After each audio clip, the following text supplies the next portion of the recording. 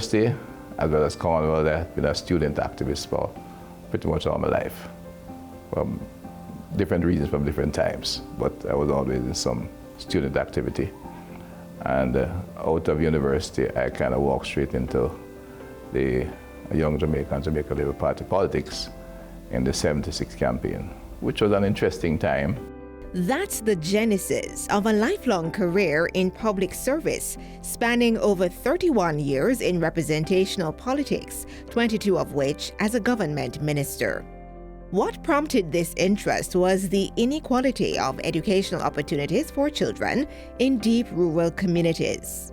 At that time, not many primary students were able to go to high school or university.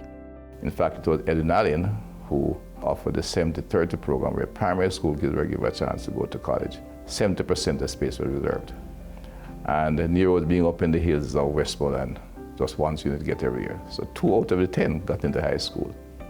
And I thought there was a systemic error in the system that could only be corrected by political activity. And so, shortly after entering politics in 1976 as an active member of the Jamaica Labour Party JLP, Dr. Chang was elected Member of Parliament for Hanover Western in 1980. And that's where I learned the process of governance. It was also no looking back, as the appointments kept coming, from Member of Parliament to Government Minister and Deputy Prime Minister, among others. The areas of service were in health, housing, environment, local government, works, inner city development, and water. He had such in-depth knowledge of the housing portfolio and the water portfolio.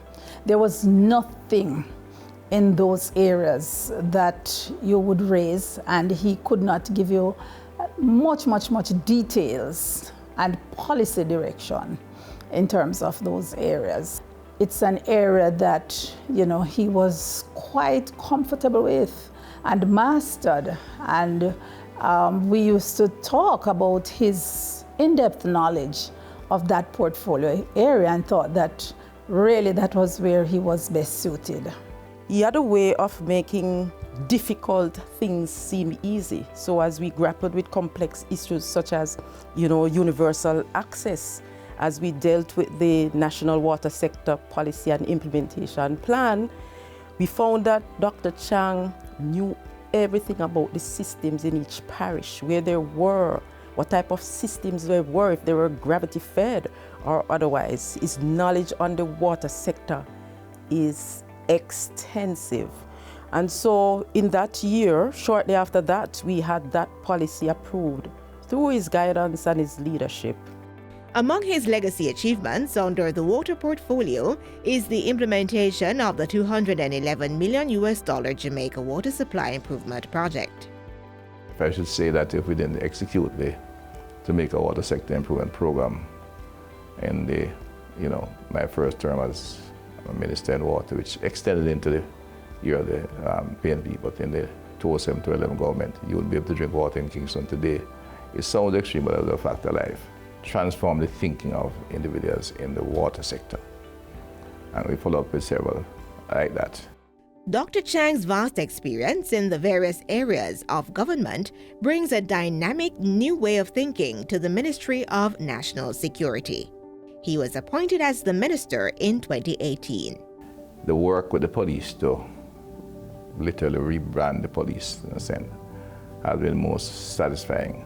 And I think, rebuilding trust and confidence in the police force, and at the same time building the morale of the force. When I went to the ministry, the police stations, a lot of them were in disrepair. And under the leadership of Dr. Chang, we saw several of those stations being repaired. Also, we rolled out some of the projects in terms of the forensic pathology suite, the autopsy suite that is called. We also had the St. Catherine North Divisional HQ as well as the Westmoreland Divisional HQ. And these are significantly large projects, huge capital outlay. We're talking about billions of dollars. Considerable gains have been made in the area of technology. This includes e-policing, the acquisition of CCTV cameras, and the build-out of the National CCTV Surveillance Program.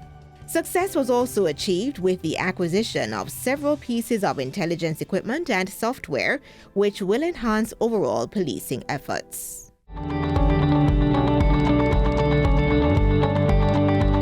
For his unwavering, dedicated, and sterling contribution to national development, the Honorable Dr. Horace Chang is being appointed as a member of the Order of Jamaica. It's the 5th highest national award to be given by the government of Jamaica. But I have to express my appreciation for the confidence my Prime Minister and colleagues expressed in giving me this very high honor. Really appreciate it, and I know my family appreciates it. They'll be with me throughout the struggle and continue to give me support. We all are in full support of this national honor and really wish to celebrate that with him. I am immensely proud of him. I think he's most worthy of the award.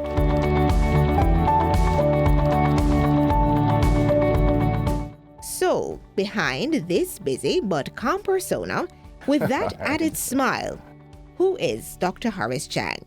Deputy Prime Minister Chang is caring and he's compassionate. He is instinctively joyful, and that helps, particularly in very serious situations and situations which require firm action.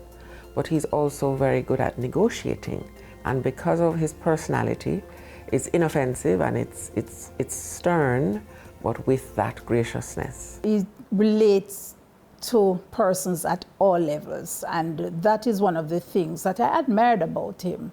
He wasn't big on, status and hierarchy.